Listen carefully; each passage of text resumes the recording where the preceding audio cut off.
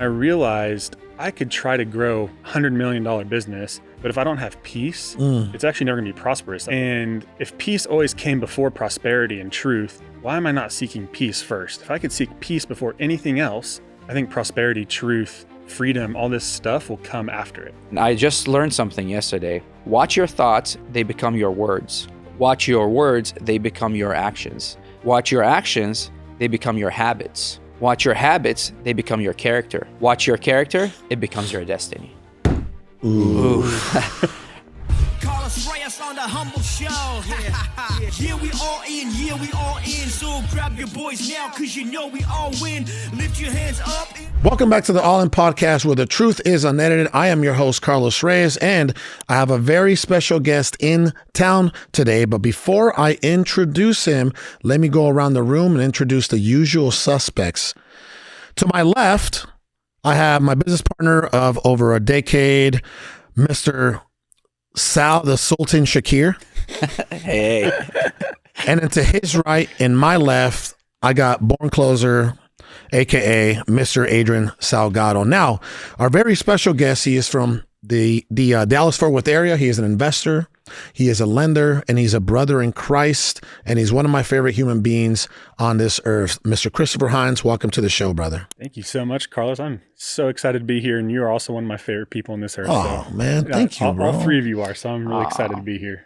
I like how we got second round, but I appreciate it. You guys too. You guys too. You guys too. No. For real, all three of you. You know what was absolutely crazy yesterday? So I rush into church, right? And then the service, the worship is already happening. And I rush into church. It was just me. The family stayed home. I rush down and I'm looking for like my family, where they're sitting. And then boom, they're sitting in the usual spots, bottom left, right? And then I shake, my father-in-law's hand, then I shake my sister-in-law's hand, which is Adrian's wife, and then I shake Adrian's hand. And my son and my nephew was right in between them. And then I look to see who else is in the row, and then boom, I'm like, oh my God. Right, because I didn't expect them in until like today or tomorrow, right? Yeah. So it was beautiful to actually go to church with Chris yesterday. Yeah. It was a huge surprise, by the way. Huge surprise. You didn't tell me. Yeah, you didn't tell me he was coming to church. I knew he was going to church, and I don't go to your church. Because he texted the group chat. That's what I was waiting for. Oh my God. Okay. I think first I did text Adrian individually, because then you sent me the address, but then I texted again. I was like, hey, I came a few days early to meet with that capital partner. And then I specifically said, threw it in the group chat. What'd you say? I said, hey, brother, we have a spot for you. Church starts at 9:15. Okay. And he said? And he said, see you there. See you there. Yeah. Okay. And I did that. Guilty. So he would see it. I was trying to look for a hole. I'm like, wait, hold on. I'm trying to look for a hole where it's like, and you know what I love about you? If he just hearted it, I'd be like, how am I supposed to know? I love this about you, because usually try to find kinks in the armor. Oh yeah, like I'm coming. In the sentence, oh yeah. You leave one opening, I'm there. It's a break in the communication chain. But then when you're got, you just throw the towel. Yeah, I'm like, all right. You know what? Yeah. All right. Yeah. Anyway, brother, man, it's been a beautiful last several years just watching you operate, the way you do as a human being, as a husband, as a father, as a follower of Christ, as a businessman. It's been a beautiful journey. I remember the first time that we really connected was through our elite mastermind that we had back in 2022. Yep. And I believe the first time that we really deeply connected was in La Jolla, California. Yep. That was one of my favorite gatherings of all time. That was such a beautiful group, wasn't it? And I would say 80-90% of that group, it has become massively successful, like multiple 7-figure operators now, right? Including yourself, man, over these past couple of years. Talk to us about what you got going on right now as far as business goes. Yeah, so right now, and to your point, that time in La Jolla, San Diego, talking to you and Sal specifically, like, changed my worldview on business specifically, and worldview on how to be a businessman and a husband and a father. Wow. And okay, man, you said that's the first time we connected, but the reason I actually chose to go with you guys back in 2022 is I was on the phone with Adrian, It was trying to be like, hey, just, you got to commit. Don't be scared. Like it's time to, as your podcast. You signed them up? You enrolled them back then? Oh yeah. Yeah. Our first conversation was in Scottsdale. We were outside. It was after the event. We were just talking, I think it was. Wow. Yeah. And then we came back. And look here we are years later. What a blessing. Now we're friends. We're brothers. Now we're friends. And but the reason I decided to go with you, so where I really felt connected to you guys specifically was you actually called Carlos when you were trying to get me to just commit. Carlos, you could hear your daughter's ballet going on in the background of the phone. And you're like, I'm so sorry. I got like 2 minutes. I'm at my daughter's ballet. And it hit me right then and there that if I would commit, I could do stuff like that with my kids. I've got 3 kids, a 4th on the way. And like, that's what we should be doing, right? Absolutely. I know a lot of people want to grind and don't see their kids, don't see their wives. I'm like, I want the opposite. I want to be home all the time. And so that's actually when I really felt connected. And then in San Diego, just learning not just about wholesaling real estate, but business in general. Talking to Sal outside of the hotel one night, because I was really discouraged. I was like, man, I can't figure any of this crap out. Like, I feel like all I'm doing is grinding. I'm door knocking. I'm calling, and just like helping me shift little perspectives is what changed so much. And so really appreciative of all 3 of y'all for that. And Adrian teaching me sales and watching 11-hour closer only videos and stuff. So, you know what's funny? He literally, and this is I don't like to give him too many flowers, right? Yeah. Because it gets a little crazy. Right. And especially publicly, because I don't want someone attacking me about why don't you just give him flowers over giving him a truck? I remember. Inside joke, by the way. Right? My wife, right? The Facebook post, but he literally said, he's like, is there anybody in the country that's a better closer than Adrian? He literally said that. I think this morning. Yeah. So he thinks very highly of you as a closer. Thank you. And you know what's beautiful about Adrian? Accepted. Right? That Adrian, that's how he's earned his keep, right? As a closer. And he has evolved into now, running an entire operation. Running an entire operation. And those are we don't hold him to a standard of, hey, you're a closer now. It took him a very long time to kind of shake and get out of that, like that title. Where it's like, oh, he's just a closer. Oh, he's a closer. Okay, now he's a sales leader.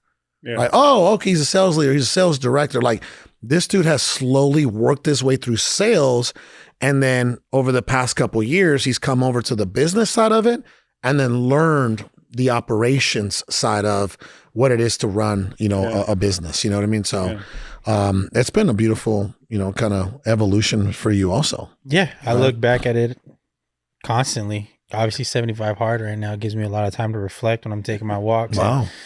14 days away. I'm almost done. Wow. Dang. Yeah, I'm almost done. But the one thing about that, right, when we first connected with Chris is I remember you sent me a text message, and I wonder if I still have it in my phone, but I remember the text message you sent me before you sent over the wire.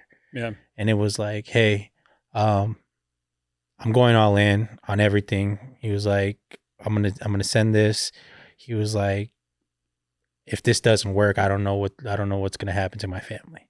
Wow. And that I took that personal, right? I was like, bro, that's a huge commitment from somebody. And so that's why I was like, and it's a little bit of pressure on us too. It's a lot of pressure on us. But you know what? It wasn't because we already operate. It doesn't matter how significant the amount of money is that you invest with us. If it's $1, if it's $60,000, you're still going to get the same commitment out of us. Yeah. Right. But when you hear somebody say that, it does add a little bit more pressure. Right? I remember that text too, because you texted back saying, if you need help, I'll close your deals for you. You legit said that. Wow. Yeah. You said, if you bring in the leads, I'll close them for you. Yeah. And that was me as a closer, right? Is like, okay, I can fall back on my skill set of just, all right, I'll just get on the phone and do it. And like he said, it took me a while for me to shake that off. So in times of turbulence, a natural reaction for me to generate revenue for the company would be for me to say, everybody get out of the way, give me a phone, right?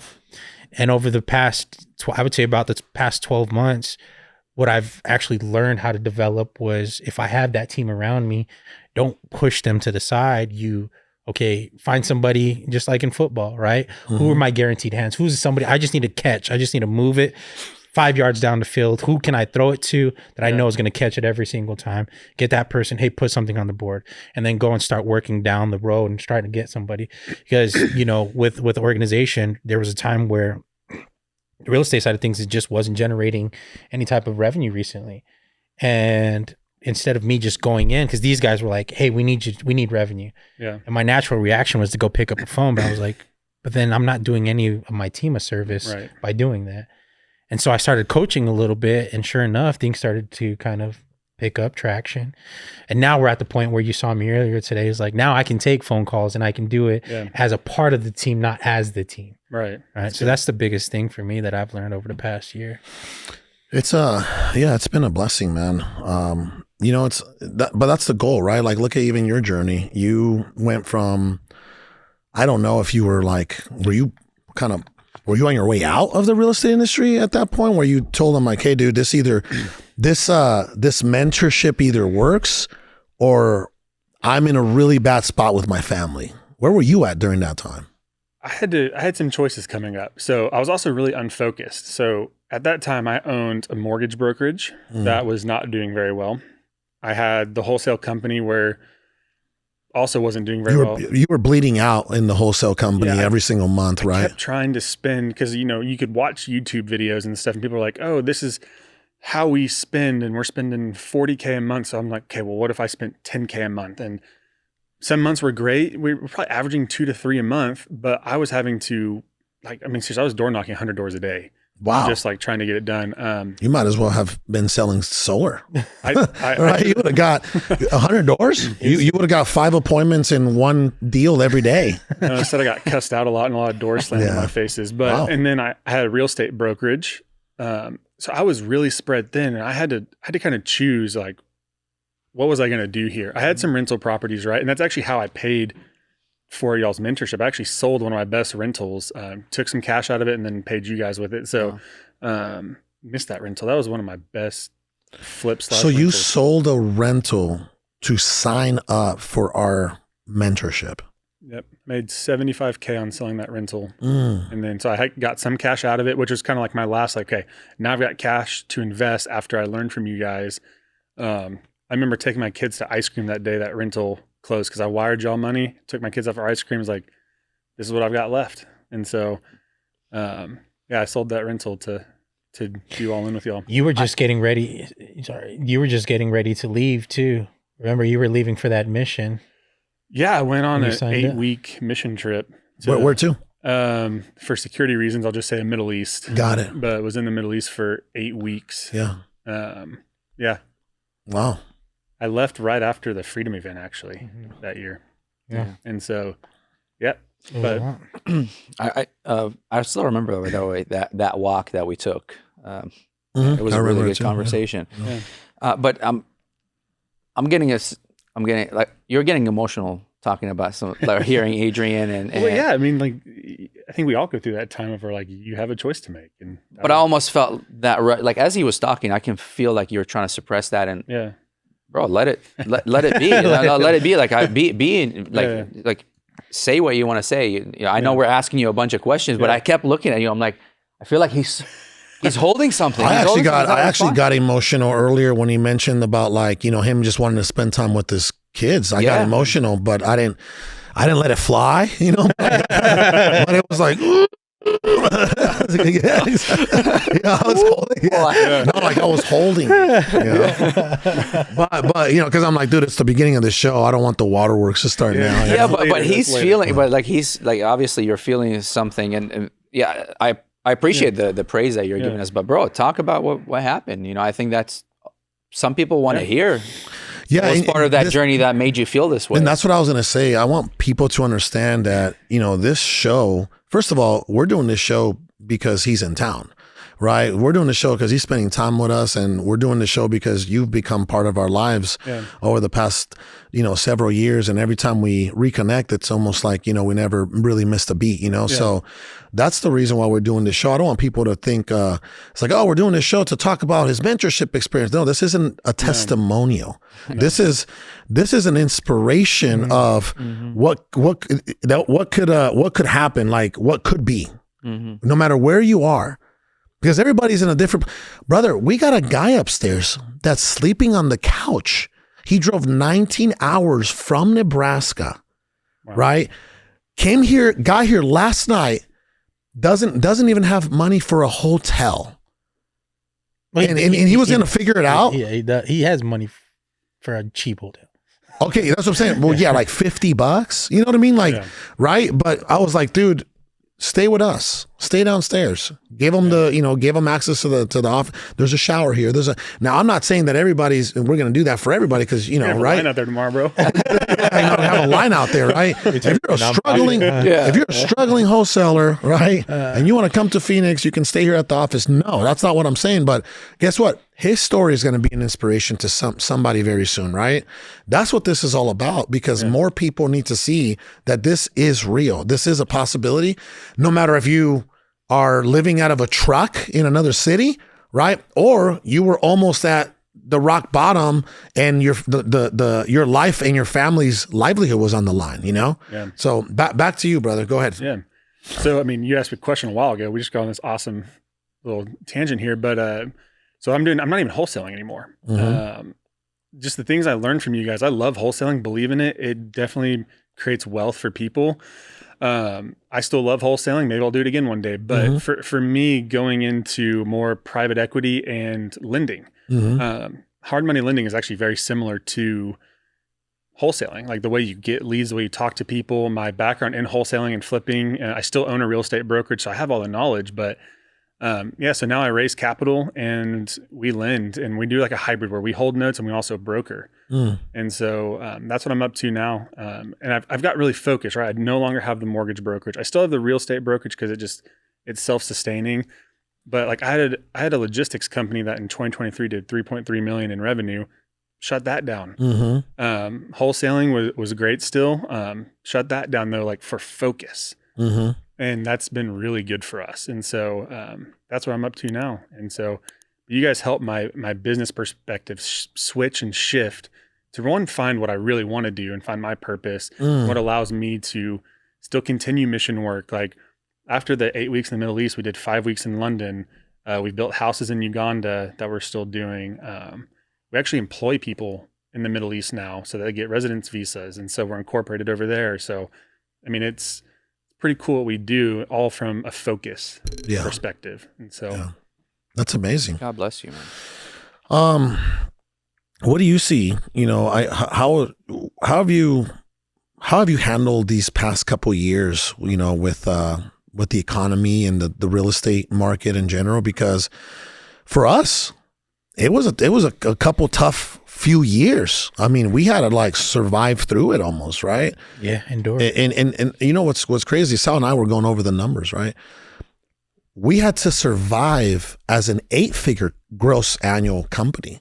I can only imagine if you're a 6-figure or a 7-figure company, what you had to go through just to get to the next month. How was that for you?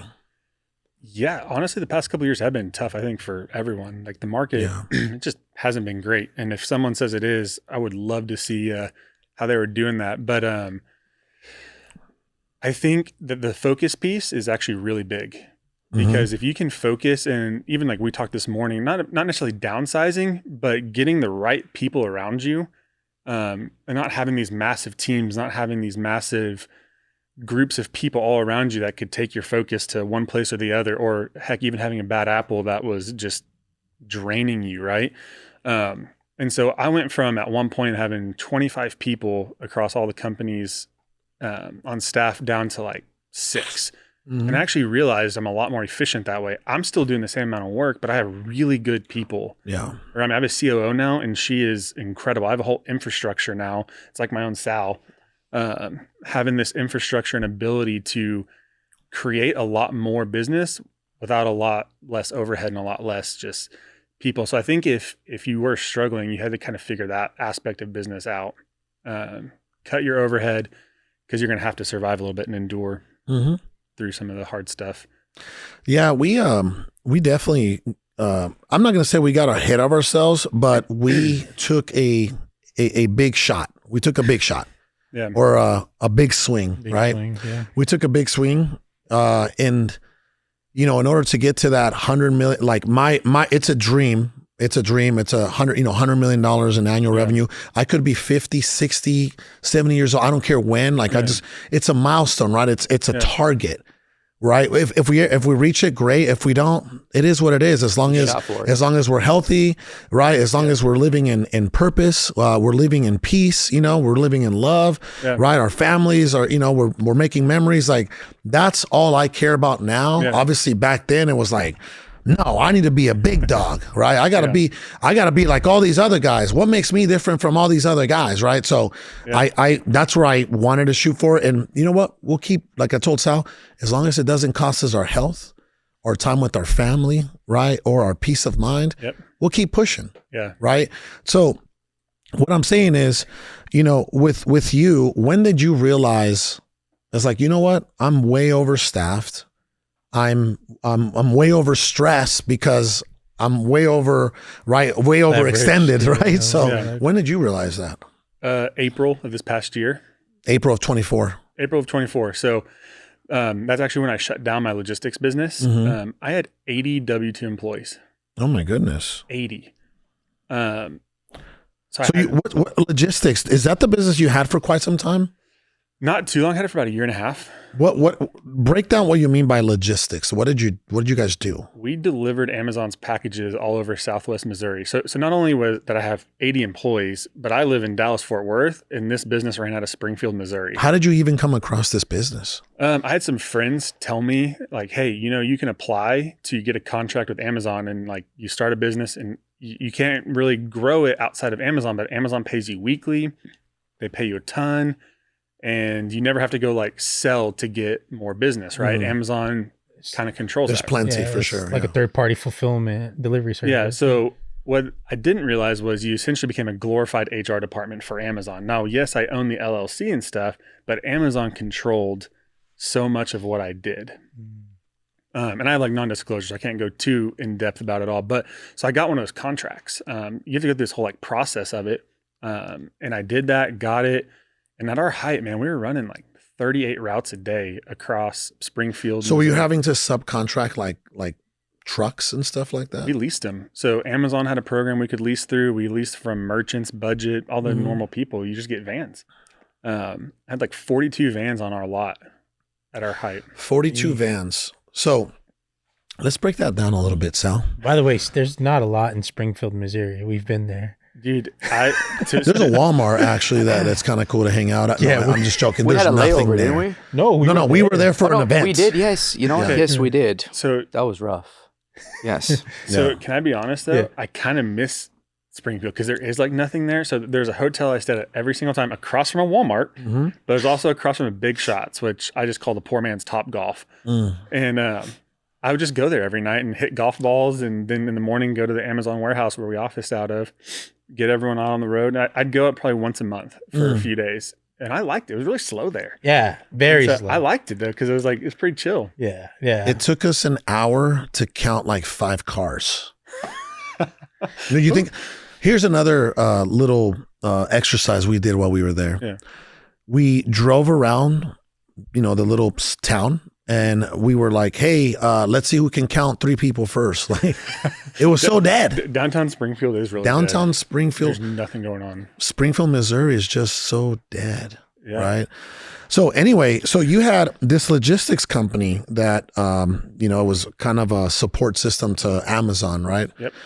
You had 80 employees. 80 W-2 employees. 80 W-2 employees. How many vans? 32 vans? We were running 32 to 35 routes, but we had more vans in case one broke down. How many routes were you running? 32 to 35. 32 to 35 routes. How many vans? About 42. 42. So here's what I'm saying, right? You guys did about 3.3, you said, gross revenue? 3.3 million. Okay. Brother, this is why. So Sal and I, right, we went over into like the trades, the merger and acquisition world, right? We actually got ourselves into, some acquisitions and, it was right. Oh my goodness. Yeah. Like we did all kinds of stuff in 2 years, huh? Mm-hmm. These last 2 years, when we took our foot off the gas pedal, off real estate completely. Yeah. And I think part of that was just our own ambition and our ambition to develop ourselves as businessmen and to learn more, right? We hired a COO, we hired a CEO. We're looking at all kinds of different, industries now. We got our hands into different industries, right? And what we realized over the past several years is that in just about every other industry, there are so many moving parts just to make a few $1 million in comparison to real estate. So true. There is no business out there that comes remotely close to real estate, like investing or arbitrage. Yeah. Would you agree? 100%. You got a logistics company here that's doing $3 million, but you got all these moving parts. You got 80 employees. I can do $3 million in real estate with 6 to 8 employees. Dude, it was probably less. Maybe less, 4 to 6.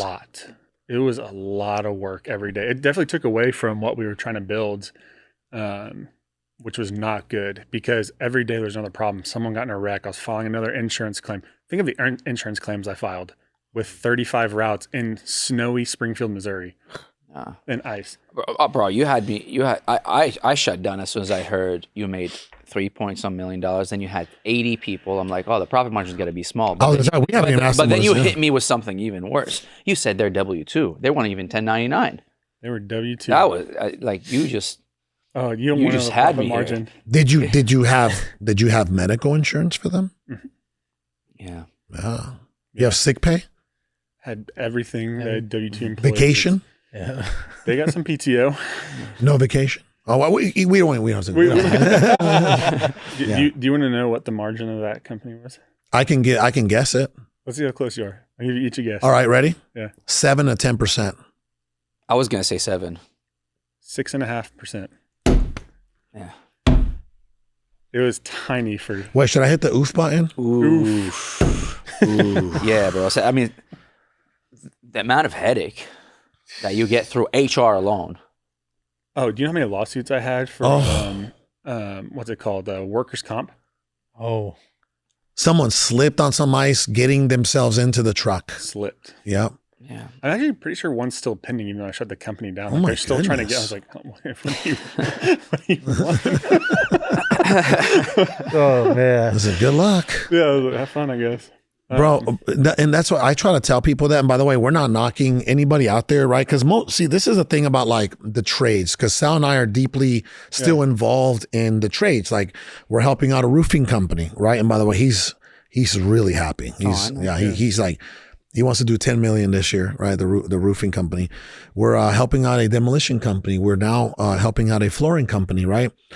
I think this is the beautiful part about that is most of these people they were operators and they're just trying to, improve their business acumen and be good, solid business owners. Nothing wrong with that, right? Because it's really hard to transition right away. Like, hey, I know you've been a roofer all your life, but now we need you to be a real estate investor, you know? So people come to us to help them with that, you know what I mean?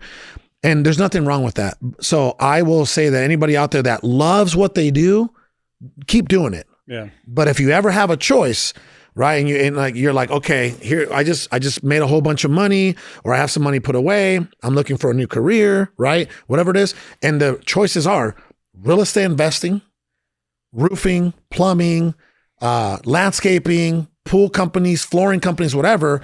I'm going to sit here and tell you 10 times out of 10, go with real estate investing. Period. But here's what's beautiful about this. It all falls under real estate essentially.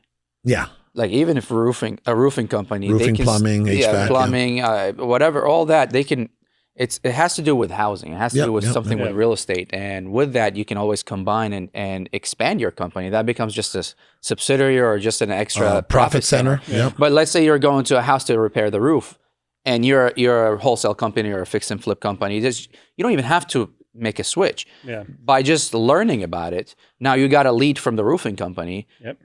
then you get to offer them, you might see a scenario or two that you might offer them to buy their house, and vice versa. You might be offering somebody to buy their house, but you know what? You can tell them, hey, you might be able to list the house. Let me help you with the roof. Let me be a partner and repair the roof at my dime. Yeah. And then when we sell the house, let's create a contract and you pay me out at the end, or, you know, my payout would be X amount more because I'm fronting the money. You know, like there could be so many different plays within the same industry, but people here always think about, oh, I have to make a complete stop. I have to learn something new, and then I have to start this new venture rather than simultaneously learn about it as you're doing business and see how you can add to your own business and therefore expansion. Yeah. That's why we expanded and explored for the past 2 years, because we did see those opportunities. I mean, it first came in the solar company, or in the solar space. We went out to Utah for SolarCon. I think it was like the second year that they had it, and just how brand new it was, and still, you know, still in the wrapper almost. Whereas like, all they're doing is door knocking every single day. There's no overhead costs. They just run a bunch of sales organizations, right? It's like, man, there's definitely huge runway for us to do that. Well, then we started taking on that runway, and we realized that, oh, well, we're already in the house. Let's talk about the solar. Let's talk about the roof and plumbing. And then, like you said, right, once you start to see all these shiny objects, it just spreads you too thin, and you can't really go deep enough in one certain area. So we definitely learned a lot, but you know, it also showed us that I don't think we were at a position yet to explore or to take on that much, you know, a overhaul of that magnitude. So to say, right? Let me summarize what you're trying to say. It's good to strive for new things and add more ventures, but it's good to be a dreamer, but don't have a shiny object syndrome where you're trying to just stack them all together, and then you're, as Carlos says, you're an inch deep but a mile wide, right? Well, first of all, I want to give Sal, you know, my gratitude, because you know he puts up with my crazy derailments or ideas. Seriously. And so does he. Right? But I also support, like, Prospect X was Sal's idea. So I also support his craziness. You know, I don't even ask questions about his craziness either, right? That's kind of what we do, right? We trust each other and we support each other, you know, even if it doesn't always work out. So, you know, but no, we, you know, like Sal and I, and now Adrian, because Adrian's been a part of, you know, our organization since 2017.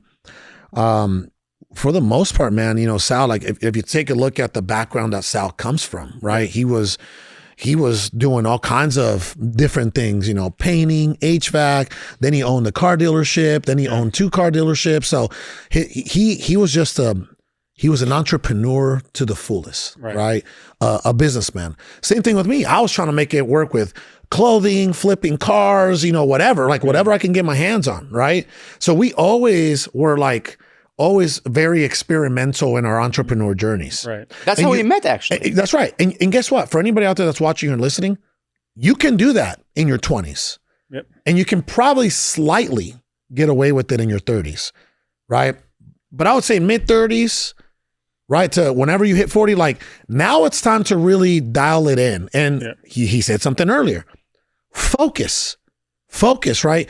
Because for many years in our organization's history, Sal and I have gone a mile wide and an inch deep.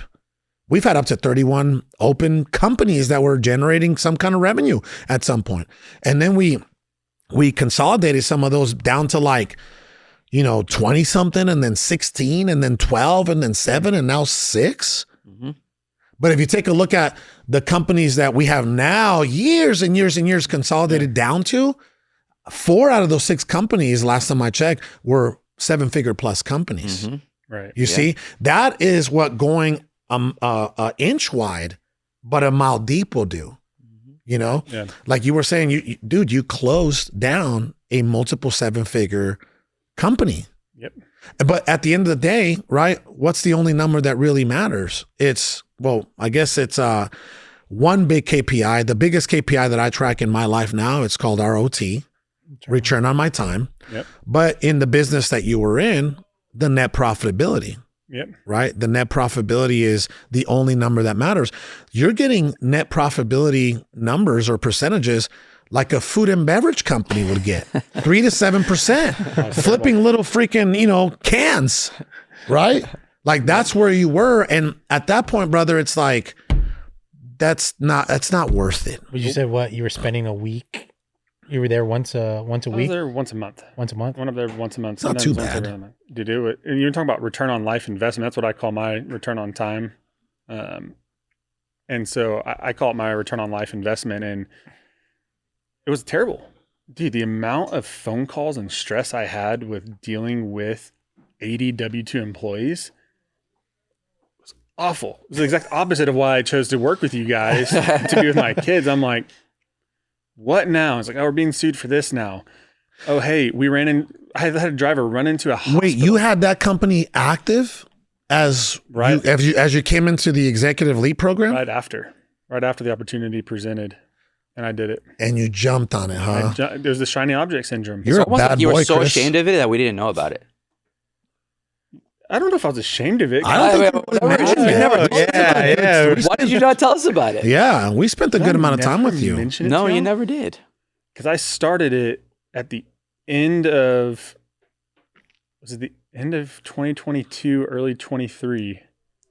Yeah. Okay, so that was after. It was that was definitely Hold on. after. Okay, After our time was our run was done. Yeah, after our run was done. Yeah. I think my last time, like my last mastermind with you guys was in Sedona, which was that July. Yeah. Yeah. Yeah. And so, it was about 6 months after. Oh, that's no. Okay, You that were makes sense. telling me that the water that we were plunging in was cold. It was July. Now you're telling me it's July. Weren't we there in July in Sedona?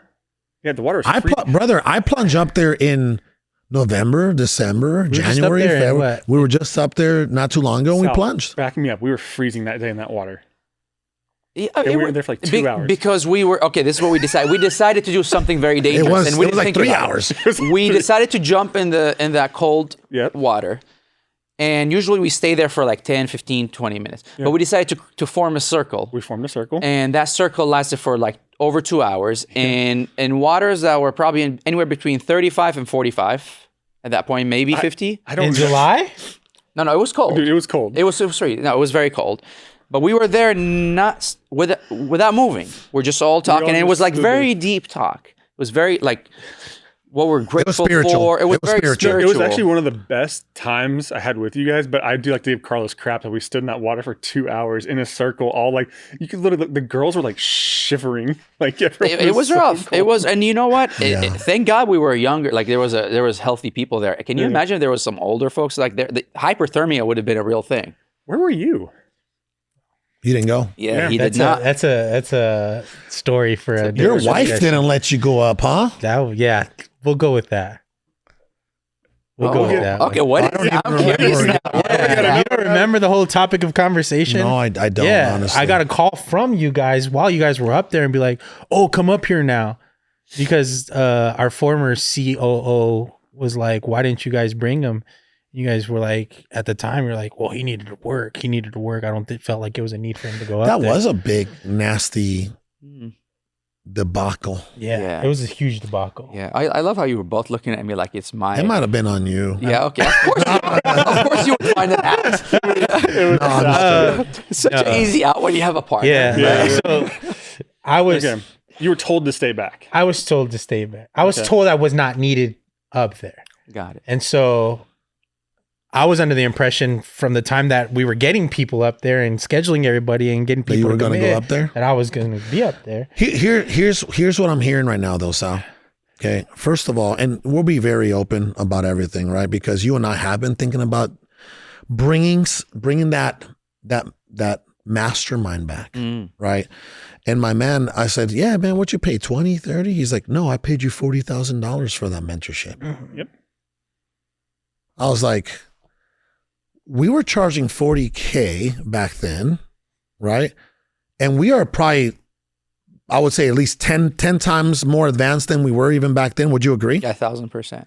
10 times more advanced than like business-wise, personal development-wise than when we were back then. And people were paying that all day long. And it was some of the best money they've ever spent, right? But here's what him and I were saying, right? What him and I were both agreeing is that the actual in-person get-togethers were the game changers in that mastermind. Do you want me to tell you why too? And I told you this morning too. After San Diego, I just said, I'm going all in, blah, blah, blah. Like this is it. Spent the 40K, implemented what you guys did so well is you guys had such good people around you that yes, y'all spoke and you talked about your systems. You talked about how to wholesale, how to develop business, not just wholesale one property, but how to develop everything around it. You let people who are successful mentees of yours, like Angel Garcia, who else was in there? I don't remember. Eric Klein. He spoke in La Jolla. He spoke in La Jolla. Who was Amir Hilali. He's still doing over $3 million a year. Vic Heredia. And this right here is because of the way you guys were, every single one of those men opened up their business and showed all of us who were newer exactly the systems and processes, didn't sugarcoat anything and just said, this is our model. This is how we do it. Here's how many cold callers we have. Here's what we spend. Here's how we get data. Here's how we skip trace. Here's every single step. And so I took probably 5 nuggets that I didn't already have from San Diego, when implemented them the next week. Funny enough, on my iPad upstairs, I still have notes from San Diego. Wow. I made $96,000 the next month wholesaling. Come on, let's go. And so you want to talk about, because people may be like, 40K, this guy's an idiot. You got that back in one month. I remember sending you a voice message like, hey, it worked. I got 96K in assignments, like ready to go. What were we talking about earlier, by the way? Our business model is not for everybody. We've come to the realization. We have to make peace with that. Yeah, it's not. It's not for everybody. No. We've had, there's been people, when people come to us and they're ready to scale, it works. Yeah. Right. It works, I would say 90% or 95% of the time. Yeah. Right? I mean, look at the investors. There was over 50 investors in that gathering over in La Jolla. Yep. I would say 80 to 90% of those investors are doing pretty good now. Yeah, I don't know what I mean? Many who aren't. Exactly, right? Now, there has been times in the past where people that have not done this business, right? And they're trying to learn this thing from the ground. We're at the scaling point.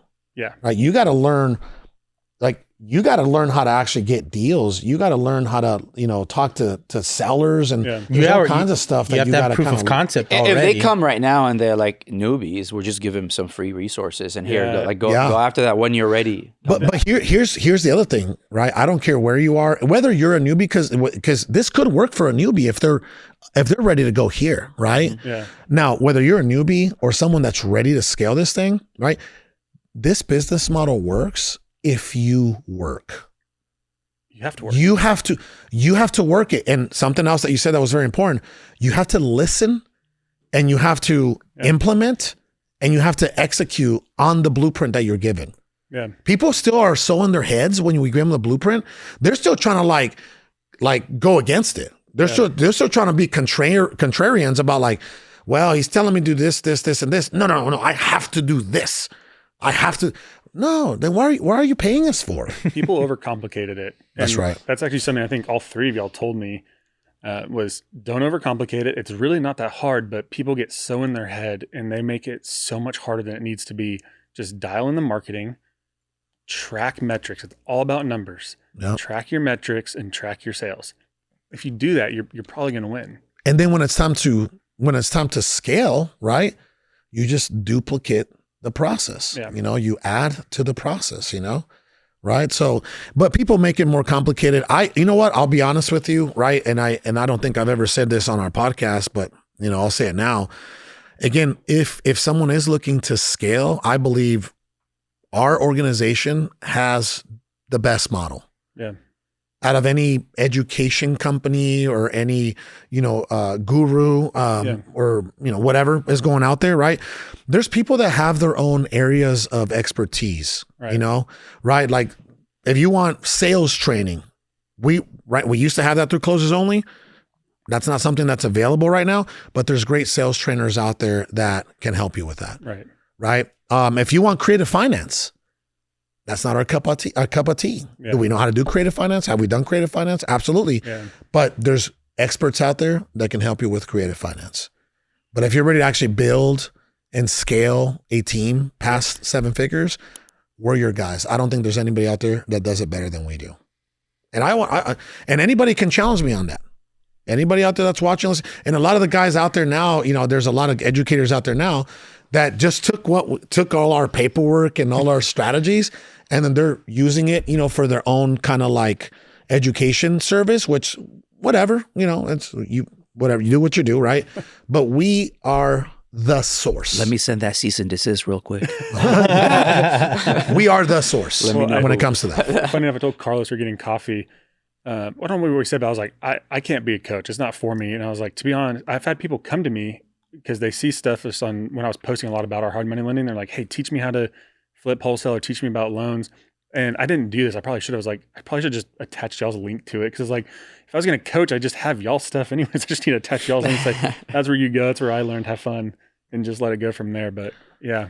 Well, and again, it goes back to what you said, man, the focus. I know Sal and I and Adrian, myself, our organization, we're really good at doing real estate and specifically residential. See, you even got to niche it down. One. You know what I mean? I was talking to someone on the way here earlier. He's like, why aren't you doing multifamily? So I said, man, we've been doing residential for over a decade. We know how to find and we know how to buy. Right. So it's like stick to what you're really, really good at. Right. What is it? There's riches in the niches. Right. Yeah. But anyway, you said something earlier about focus. Yeah. Focus. Right. What are you focusing on in 2025? What does 2025 look like for you? And what are some targets that you want to achieve this year for your company? And I would add to that, what's your company called? Like, what do you do and what can you offer? The listeners? So my company is Arise Capital, and we'll get into this later, but Arise has a really cool meeting about getting through hard crap and seeing the fulfillment of God's promises on the other side of hard stuff. But anyways, so Arise Capital is our company, and my focus is hard money lending, hard money and private money lending. And so me specifically, I'm raising capital. And so I even had dinner with a capital partner here in Scottsdale. That was Sunday night or Saturday night? Saturday night, yeah. But I have a team. Again, we're really small now. We have 4 account execs and a COO. And we just originate loans, whether we hold them in-house or we broker them. That is all we do. So my focus, raise capital so we can hold more notes, because that's the end goal, is to be 100% direct lender. But that just takes time. But we have a whole group of awesome family offices, credit funds, and lenders behind us that we have countless products. So if someone comes to us with any sort of need, whether they want to close a property fast, close a business loan, we're doing our first development loan that's going to close here soon. And so whatever the need is, we can do it now. We have options and products to close any loan.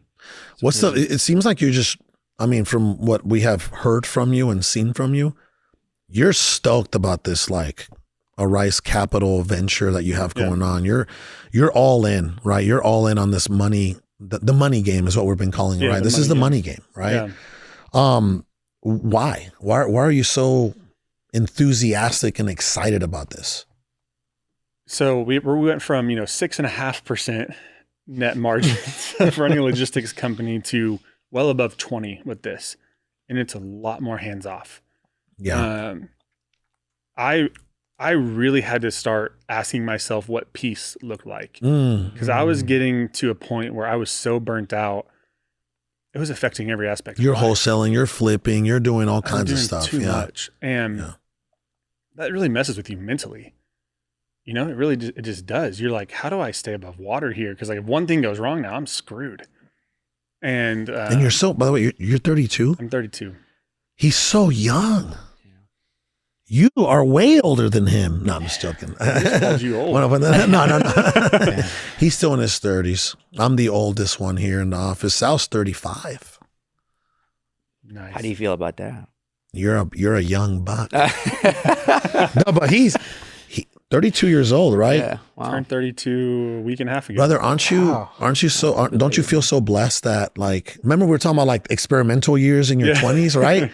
Here you are at 32. Most people don't figure what this is, as far as like, you know what, my North Star is peace. My North Star is time with my family, right? You're here at 32 years old already following your North Star. Trying to, at least. You know, we're all in process. But I was telling you at coffee again, we've had a lot of conversations today already, haven't we? But we have. It's been beautiful. One of my mentors, they could tell I was really struggling. I was having a hard time getting in the Word. I was having a hard time worshiping, like church. I wasn't like, I couldn't engage because of how miserable I was. And they came to me one day and they read Jeremiah 33, I believe it's 6-9. And it starts and it says, peace and prosperity.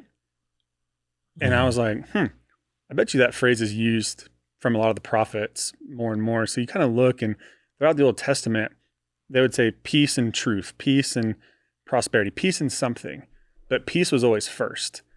And I realized I could try to grow, to your point, $100 million business, but if I don't have peace, it's actually never going to be prosperous. I bet you the net is still going to be 3%. And if peace always came before prosperity and truth, why am I not seeking peace first? If I could seek peace before anything else, I think prosperity, truth, freedom, all this stuff will come after it. And so I'm still asking myself, it's actually in my journal, like, what is my definition of peace? Because I don't think I've fully defined it for myself yet.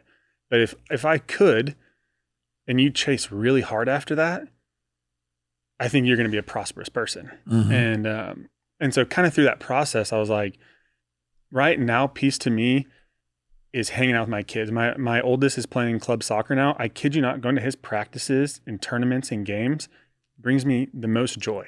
So I'm going to chase really hard after that. How old is he? He's 6. 6. That's my oldest is 6. I got a 6-year-old, 4-year-old, and 2-year-old. I forgot you're a young. You're a young one on man. the way too. Got one on the way. Wow, you're starting a whole like village. No, I'm done. Right? I'm done after this. There'll be an appointment in my calendar soon. But if that's what's providing me peace, then what kind of business can I run that will allow time for that? What I was doing before wouldn't allow that. Yeah. But now loans, it provides time. Yeah. You know, it provides great opportunities, provides great net returns. I'm providing a great value and service to people. I'm still helping people flip. I'm still helping people learn how to wholesale just by walking alongside them through a wholesale process or through a lending process. But I get my time back. And there will be a tipping point where you're holding, let's say, 50 million in notes, all that residual net yield and the points you've made, you're just like, you can just be in Hawaii golfing. Just be in Hawaii golfing with my kids and my wife, you know? And so that's what I'm chasing after. That's amazing. That's amazing. Oh, I share that with you. We just started, we just started last season, a couple months back, coaching my son. Flag football. And I mean, honestly, I had never, that was never a thought in my life. I knew my son would play sports, but me actually coaching his team was never a thought process. And now it's like, it's what it gives peace. And I was talking to one of the guys upstairs. It's a form of service too. Like, I feel like, think about it, right? Like I did my, I calculated what my dollar per hour might be worth. It's about $5,900 per hour is what my hour would be worth. I coach these 10-year-old kids. No one's paying me nothing to coach these kids. I do it. You receive a different payment. I receive a way different, priceless payment, right? And even to the point where he was telling me at the game, we were up, I think it was like 47-0. We were poor kids, man. We were crushing these kids. And I started mixing them because I run the offense, right? He runs the whole team and the defense, right? And we started mixing and matching because the refs came up to us. They're like, you guys are out of this world. Like these refs were like, you guys are out of this world, dude. He's like, hey man, the refs came up to us and they're like, we're going to have to start calling stuff against you guys to slow you down. And you know what I said? I said, no, don't worry about it. I'm mixing and matching my, I'm substituting the starters and the non-starters, right? He's like, okay, because this is getting out of hand, right? Because you don't want to destroy some poor little kids like 80-0, like it's a great life lesson. It could be a life lesson. We've had a few of those, right? But anyway, he was telling me, he's like, hey man, I think this is the last season. I don't think we're going to do the summer. And I was like, why? Why are you trying to take the summer off? Oh, it's a little too hot. Well, dude, just talk to the parents. If they want to do the summer, let's do the summer. So that's where I am, where I'm like, hey, let me keep helping these kids and loving these kids, Yeah. So again, different ways to find peace, right? Back to you were saying, I interrupted you, by the way. Sorry. But ultimately what it does, if we talk about distractions, right? Yeah. In a positive note, it's a distraction from what your day-to-day life is, right?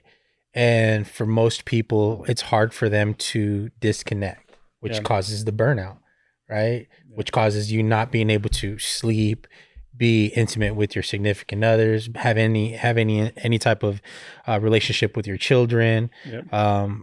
Your spiritual relationship goes out the window as well too. When all you're thinking about is how do I do this, or how can I save this, or how can I prepare us for this, and just putting out all these fires, man. And it's like I truly enjoy, having that solitude of just like, okay, nothing matters except for these kids right now. Yeah. And it's great to look at them and just see how life just operates, right?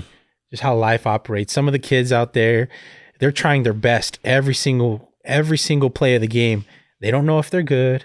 They don't know if they're bad. They just know they're out there and they're supposed to play, right? Right.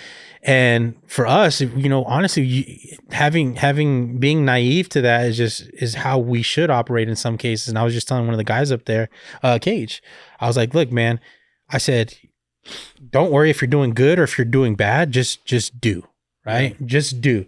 And then eventually things will start to come to fruition, and you'll make some money and you'll close a deal, and then you'll look back and you'll see like, oh, look, I just closed, 3 deals in the past 3 months. Mm-hmm. Now I can take the time, stop and reevaluate, how did I get there, right? Take a look at how I underwrote the deals or how I talked to the sellers and things like that to be able to really gain focus again. Yeah. But sometimes distraction is necessary to find out what you really truly want to focus on. I just felt something as you were explaining this, and Carlos, and now if I'm talking, if some people are listening to this where I used to be, not even too long ago, because I have a 4-year-old and a 2-year-old, and not quite as many as you have, but even when I had my first child, I wasn't there. I wasn't mentally there to know what matters in life, right? And I think to like reflect on that, or to try to find out what was going on, I was just so focused on making money and being busy with the bull crap, and like, this deal happened, this happened, and like the problems. And I used to be proud about talking about these problems, how I could save these problems. And before you know it, we were just busy in this. We created our own prison without really knowing it. And when people used to talk about what you said about, paying attention to our kids, like what really matters, I'm like, oh, they're parents. Yeah. Even when I wasn't a parent, I'm like, oh yeah, they're parents, that they chose that life, and they have to say this. My ego wouldn't even let me even say, oh yeah, that they're really happy. No, they're pretending to be happy.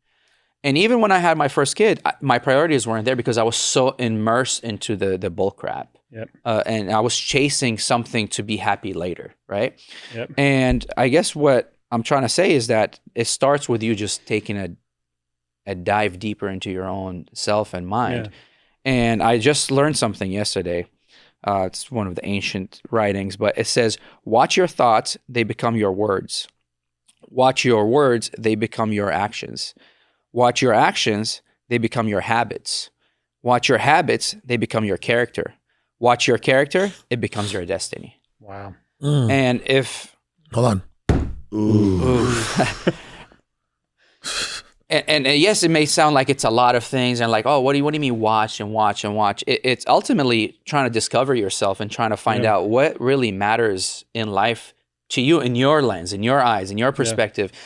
And I said lens, it's the wrong word, because sometimes our own lens that we have today, it distorts what really matters for us, so we don't really see that. So it starts with the beginning, it starts with the simplest things, and having a family, having kids might be the ultimate hack. But if somebody don't have kids, I think they can start with something as simple as what I just read. Yeah. And sometimes it's the easiest way to know what you want to do is knowing what you don't want to do. Right. Yep. Right. Sometimes in order to know what you really want in life, you have to know what you don't want in life through experience, right? So what's next, brother? What's next for Arise Capital? Just doing the same stuff. We started our own private placement memorandum, or PPM. So we are raising capital, so we can become 100% direct lender. But our goal this year is to do 150 loans. So we're well on our way. Talked to the team this morning. We've got quite a few loans closing here, hopefully the next week or two. There you go. So well on our way to 150 loans this year. Beautiful. That's it. Again, focused. I have kind of delved into the private equity stuff, but it has to align with Arise Capital. So got the opportunity to buy part of a title company. So I own a very small percentage of a title company. But again, that's perfect because as borrowers are like, hey, where do I close this? Like, hey, I know exactly where. Come to this title company. And then for the capital stuff, a huge blessing, but I got an opportunity to buy part of a hedge fund. It was a startup hedge fund, but it's got a proprietary tech with it that's incredible. So I bought 5% of that, but all of that, Arise Capital bought that. So all the funds that come from this hedge fund can go into lending with that. And so you want to talk about private equity and a blessing that. So I bought that in September, early September. Congrats. And we were working on something now, so we got it appraised already. Got a business valuation done, and it appraised. The valuation came back at $25 million. And so, with my percentage, I did the calculation from September until now. Had a 1,823% increase on my money just from that. I was like, talk about a blessing. That's a blessing. That one was a win. But yeah, that will go directly into the capital side too to help fund loans. There you go. There we go. If someone needs a loan, where can they find you? www.arisecapital.com. Easy. And then where can people find you as far as social media networks? I'm on all of them. I don't post as much anymore. I probably should, but it's just Christopher.Hinze. Hinze. Why do I always say Hines? Most people do. Right? Hinze, Hinze. Yep. Got it. Christopher Hinze. How'd you what was the story behind Arise Capital? Came from Isaiah 60, 1-3. I won't read it now, but it says, "Arise, shine, for your light has come. The glory of the Lord has risen upon you. A deep darkness covers the earth, but the glory of the Lord will arise upon you, and kings will come to your liking." And in 2021, about 3 months before I reached out to you, because it was like that January. So that September, I got a demand letter from an ex-employer, and they were threatening to sue me. And I'm like sitting here just like crying. Like, I've never been through this. Like, they said I broke an independent contractor agreement, all this stuff. And I was like, I didn't do any of this, right? But throughout those 3 months, I had to really dig deep and figure out like who I was going to become in the business world. And I remember for some reason early that year, I felt the word arise. Like I was going to rise up this year. And I thought that meant like I was going to become this awesome business person. I was going to become this, like, I don't even know what, just like, I'm going to be it. Like I'm going to be the next Grant Cardone or something. And all throughout that year, the Lord taught me what arising really meant. And to break it down really simply, it is, you're going to go through really hard stuff, some really scary stuff. But on the other side of those hard things is the fulfillment of God's promises. And to the point of peace, peace doesn't mean safety. Look at the disciples. They all got martyred. And so learning Arise that if you can fight, dig deep, and really trust the Lord on the other side of things, you'll see his promises fulfilled in your life. There you go.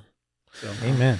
Well, Mr. Christopher Hinze, ladies and gentlemen, thank you for tuning in. If you have not subscribed to the show, please do so. We'd love to hear your feedback on the show. Mr. Chris, thanks for joining us today, brother. Looking forward to creating more beautiful memories with you and ventures with you. Yeah, likewise. Thank you all. Absolutely.